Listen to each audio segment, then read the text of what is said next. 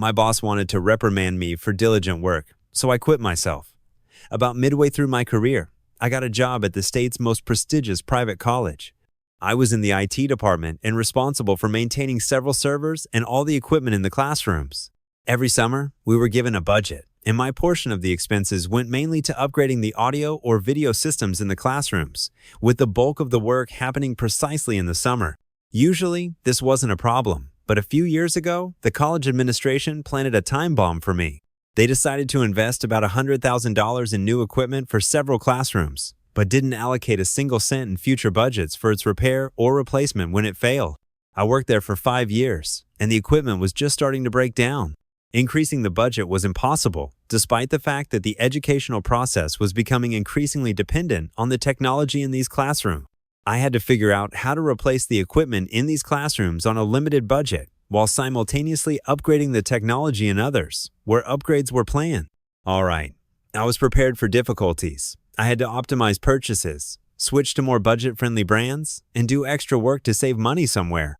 Due to delivery delays, most of the equipment arrived late, and I had about a month left to replace the old equipment, run cabling, and set up everything in about 15 classrooms, as well as update and test the already installed equipment. And all of this needed to be done before the start of the semester. Realizing the volume of work ahead, I started working like crazy. I came to work every day without weekends for 28 days straight, working 8 to 10 H-hours so that everything would work for the professors by the start of the semester. I was salaried, so I wasn't required to log hours. This gave me the freedom to work as much as needed. I was utterly exhausted, and at the end of those 28 days, I fell ill. My boss had recently been put in that position. Let's call him Gas. Just before the start of the semester, during equipment testing, I noticed that the audio driver on one of the top-of-the-line computers in the classrooms was corrupted. After investigating, I realized the computer manufacturer had uploaded faulty drivers to their server from where we had downloaded them. I asked my boss, who was responsible for the server and image deployment, to rebuild the image with the fixed driver I gave him. He said he would do it. The next day, I went to see if it was ready. No, not ready. I said I really needed it, as there was less and less time before the semester started. He promised to take care of it. The next day, again, nothing. Another day later, still nothing. Finally, he sorted it out, and I continued working. Apparently, he didn't like me pressuring him, and seemingly, the realization of his incompetence, and he genuinely was incompetent, stung him. He decided to involve the boss and called me to his office to ask why I was working so much. I explained to him about the budget screw-up years ago, the delivery delays, the cheap equipment, the extra work, and how he himself had delayed my work. I told him, listen, I came day after day for that rebuilt image. Each time I said day, I tapped my finger on the edge of his desk to emphasize how much those delays were holding up my work. He wanted to find some mistake I made to use as grounds for a reprimand, but I gave him not the slightest reason. In the end, he ran out of ideas, and I just walked out of the office. Gas, however, was a champion bootlicker. He followed our IT director around like a puppy. Moreover, they played in the same band together, so I was already at a disadvantage. The semester started, and there wasn't a single problem in the classroom. I was proud that I had managed to pull it off despite the difficulties. On the second day of the semester, the IT director calls me to his office. Gas is already sitting there, and they both want to talk to me. I immediately didn't like where this was going. The IT director starts asking why I work so much. I explained all the reasons to him, as I had to Gas earlier, why there was so much work that particular summer. My arguments instantly destroyed any unfounded complaints they might have had. Then Gas started spouting nonsense about how he was supposedly innocently inquiring about my work, and I became aggressive. He claimed the very gesture of tapping my finger on his desk was violent and illustrated his inability to complete the task on time. I made the exact same gesture on the IT director's desk to demonstrate how absurd that was. The IT director just wanted to show his power, and they weren't going to stop until they came up with something to punish me for. No matter what I said, it didn't change their attitude towards me. I made sure to emphasize how long it took Gas to do a minor task that my work depended on, a task I could have done in an hour. He was incompetent. Then the IT director hinted that I should show more respect to Gas since he was my boss. Yeah, screw that, I thought to myself. And I tell the director, it's like if Justin Bieber tried to teach you music theory, it would just piss you off. This sudden, sharp, and, in my opinion, damn funny metaphor hit the nail on the head so perfectly that both Gas and the director burst out laughing, even though Gas was the butt of the joke. When they stopped laughing, the director became serious again. He said, I could have managed my working time better despite the special circumstances of the summer work. As he said this, he started speaking slowly and softly. He had once admitted that he used this tactic in arguments to make the other person seem like they were losing their cool. Such a condescending manner of speech, as if talking to a child, and now he was using it on me. He says he wants me to take a time management course, and also that I should take a couple of days off and think about it. But at the same time, he needed my pass and all keys. And here begins my malicious compliance. At this point, this person had given me enough reasons to understand this was not a job I wanted to stay at. This is absurd. I worked 28 days without weekends, without extra pay. I had an exhausting schedule, and for that, they were going to give me a disciplinary action? Enough. Without saying anything, I handed him my badge, took all the keys off my keyring, and put them on his desk. I thought, I say to him in the same soft, condescending tone he used with me, you can keep the keys and the badge. I added with the smuggest smile on my face. I went to my office. The IT director followed me, and I noticed his eyes welling up with tears. He expected me to submit and accept punishment for a job well done. He kept repeating, I just want you to think. Each time, more desperately. And I answered, I already thought. He disappeared into his office with his little toady Gas to discuss how they would plug the holes now. I quickly wrote an email to all my colleagues, informing them I was leaving and that it had been a pleasure working with them. I had to hurry because I knew access to all accounts would be cut off very quickly. I gathered my personal belongings and left. Gas and the IT director offered to help, like they tried to backtrack, make some gesture of goodwill. But it was too late. I had worked there for 5 years, but was ready to leave the very second they started treating me so poorly. Later, I found out that a week before I left, a programmer had quit because he treated her terribly too. I didn't know back then why she left so suddenly, but the office manager told me that she, like me, left without any plan, simply unable to stand his arrogant behavior. About a year later, the office manager reported that the IT director had also left. Rumor had it he was working for another company most of the time, right from the college office, meaning he was getting paid for 2 jobs while only doing one. He got caught, and the administration issued a warning. Instead of admitting his mistake, he decided to just leave. The only thing I regret is not leaving there sooner. Many comments wrote that I created this situation for myself, that I chose to work for free, or that I shouldn't have pushed myself so hard, but that's my decision. It was never a problem for me. The problem is that the director ignored all the difficulties I faced and decided it was my personal incompetence. I never complained to the director or my boss until they tried to slap me with a disciplinary action. Only then did I have to lay everything out. When I started that job, several classrooms and event spaces weren't working at all. Everything was in decline. There were problems in all the halls. I spent 1.5 years restoring and fixing it all. When I implemented permanent solutions, we went from 4 or 5 complaints a day to a couple of complaints every 2 weeks. Eventually, I automated everything to such an extent that my job became very easy.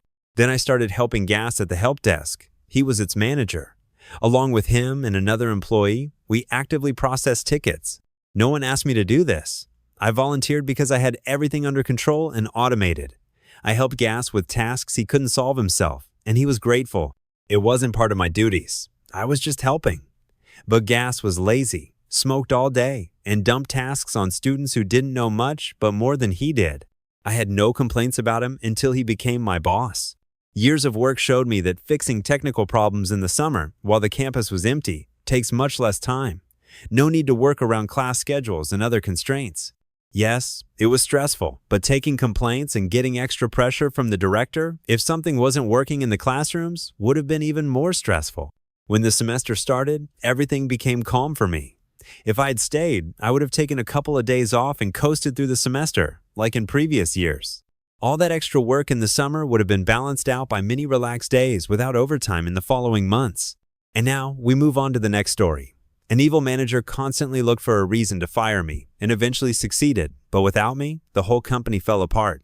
This happened many years ago. I got a job at a consulting firm affiliated with a large corporation. This firm was created to build relationships with the local business community, of which the corporation was a part. I worked in the IT department. We had a team of 5 people. We installed computers for local businesses, set up accounting and invoicing systems for them, trained staff, and provided tech support. It was a beneficial initiative for local businesses at low cost, and the firm was very successful. This continued for about 8 years until the main person at the firm left to work for the corporation itself, and a new director took his place. The new one wasn't exactly problematic, let's say a typical paper pusher boss. Unmatched in paperwork bureaucracy, but he left all personnel matters to the department heads. However, he didn't get along with our IT manager, and in the end, she left after a few months of fierce conflicts over various rules. I was the most experienced employee and had every chance of taking her position, but according to office rumors, the director had already handpicked her replacement in advance. This was strange, because after the merger with the corporation, all hiring was supposed to go through HR. But he wanted an immediate replacement, so he was grooming a new candidate beforehand. And as soon as the IT manager left, and she left furious, right in the middle of a meeting, he instantly put his person in there. Remember I said he was bad with personnel? Well, he was even worse at hiring and interviewing. The new IT manager turned out to be catastrophically incompetent. Her resume was fabricated from start to finish. No management experience, and as we later found out, zero IT knowledge whatsoever. How zero? She didn't know the difference between a Mac and a PC. She bought a site license for Mac Office software. We were running MS-DOS on PCs, even though Windows 95 had been out for several years. We had an IBM contract, and the whole system was DOS-based. Her resume supposedly listed serious programming experience, but she didn't even know what a subroutine was. And it only got worse. Over the next couple of years, she systematically drove out all the experienced staff. She demanded hyper-detailed time logs from the entire IT department. Who called? When we provided support? How much time we spent with clients or at the corporation? Moreover, this wasn't used for anything, not even internal ticket tracking. We complied, even logging the time spent tracking time, and her increasingly insane demands started taking up to an hour of the workday. Then the director himself put a stop to that. She also regularly took credit for the department's projects without mentioning the people who actually did them. One by one, my colleagues quit. She even set one up for a mistake she herself was responsible for. And this woman got permission to fire him. She replaced everyone who left with people she knew from previous jobs, paying no attention to their experience or skills. For example, a COBOL programmer took the place of one of our training and support specialists. He was a great guy, but suffered terribly in the position she shoved him into. She hired another woman to replace another employee, but all she had done before was write training manuals. Even though all our training materials were provided under contract, I never understood what she did besides occasionally acting as a personal secretary, which was especially absurd, considering we already had secretaries, yet she was paid 3 times more than the others. As for me, my wife and I had just had our first child, and pride wasn't my priority anymore. I just needed to bring home a paycheck. I started carefully covering my back from all sides because the IT manager was claiming credit for everything I did. I meticulously documented my work, and often her attempts to take credit failed because it was too obvious she had no clue. Then she switched to trying to get me fired. Anyone who has ever done technical support knows there will always be users you simply cannot satisfy. Purely a question of personal incompatibility. Previously, in such cases, we would simply reassign the ticket to another IT employee, and that worked. My boss started blowing up such cases to the level of misconduct warranting firing. To my face, she swore she had my back, like the former IT manager did. She adored her team and was ready to go through fire and water for us. Behind my back, she tried to gather dirt to get rid of me. The first time I realized this was at a meeting with the director, one of our business consultants, the manager herself, and me. The business consultant warned me in advance, so I came to the meeting with all the records regarding the errors I was being blamed for. She started her spiel, but the consultant and I tore it apart. We showed the director she had simply made it all up. She was humiliated, and I came out unscathed. The second time, a deputy manager at a company where I had recently installed a system raised a huge stink. He had followed me around during the installation, asking questions. It turned out he was trying to set up a system at home to connect to the office over the network. Back then, this was much harder than it is now. I had, by the way, done such a setup, but for a different company, not this one. This guy had randomly bought a bunch of IBM equipment worth $5,000 and blamed me for not doing all the work. My manager, however, said she had checked everything and knew I wasn't at fault, but I wasn't naive enough to believe her. I sent our business consultant to the main manager of that company to find out what was what. It turned out the deputy had never even applied for remote access, and all the company staff confirmed my version of events. Of course, my manager tried again to blow the situation up into a critical failure. Remember those insanely detailed logs and time tracking she demanded? Well, even though her insanity with the demands had subsided, I still kept logs. She arranged another meeting, a complete embarrassment for her. I refuted all the accusations made by that deputy manager with full documentation. My good friend, the business consultant, confirmed my words. And the cherry on top, the main manager of that company personally called the corporate headquarters to apologize for his deputy's actions and praise my work. My manager looked like a complete idiot. All this happened because I continued to strictly adhere to her own tracking system. What next? She, of course, wasn't fired, mainly because the director would have had to explain why he hired a completely incompetent person and violated HR hiring policy. But I know you want to hear the juicy revenge. The weekend after that meeting, the network of the large company where I had installed the entire IT infrastructure completely crashed after a lightning strike. I did remote diagnostics and realized they just needed a new hard drive and a restore from backup. On Monday, I came to work before heading out to fix the client's network, and the manager called me in. She offered me a 3-month severance package upon resignation, full salary, benefits, and everything else. Usually, this was only given to top managers. She hated me and wanted to get rid of me.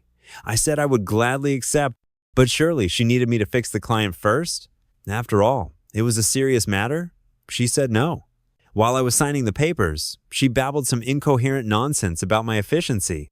I finished signing, took my copy, and told her she didn't have the slightest clue what she was talking about, and this severance package was the best proof of that. I gathered my things and said goodbye to my friends. Many were shocked and cried. I won't lie, my eyes were wet too. I told them it was okay. And you know what? It really was okay. For several years, I had been developing my software business in the evenings and on weekends with the full approval of my previous manager. I left the job with 3 months full salary, devoted all my time to my business, and it started making me more money than the old job. And my friend, whom she had fired earlier, I used my connections and got him a new, better job. What about my former manager? It took them over 2 months to replace a simple hard drive and restore the data for the client whose network crashed after the lightning strike. I wasn't joking when I said she hired the wrong people for the jobs. Apparently, that lightning strike company was furious, and as a result, the firm lost 70 to 75% of its clients over the next couple of years. My friends, former colleagues, kept me updated until they themselves left. Comments: wow, this is just egregious incompetence. From the leadership down to that manager. I'm sorry you had to go through that. We also had a reorganization at one company where I worked. For some reason, after all the reshuffling, the IT department started reporting to the chief accountant, the CFO. He hired some consultant to temporarily replace the IT VP during the restructuring. The problem was that this finance guy had absolutely no connection to IT whatsoever. Yeah, you can already guess where this led. There were active rumors that this consultant would stay on permanently. He knew the basics and constantly stated the obvious, peppering it with a lot of hot air to sound smart. Constantly name-drop people from Microsoft, often misreference things, and it was obvious he wasn't in the loop. Are we exactly the break-fix department? Maybe we should hire temporary staff for that? Yes, we are exactly that department. We are IT. We fix things if they break. He constantly spouted crap like, I talked to the former VP, and he said, blah blah, temporary, working, that's cool. He didn't even know we still talked to that former boss.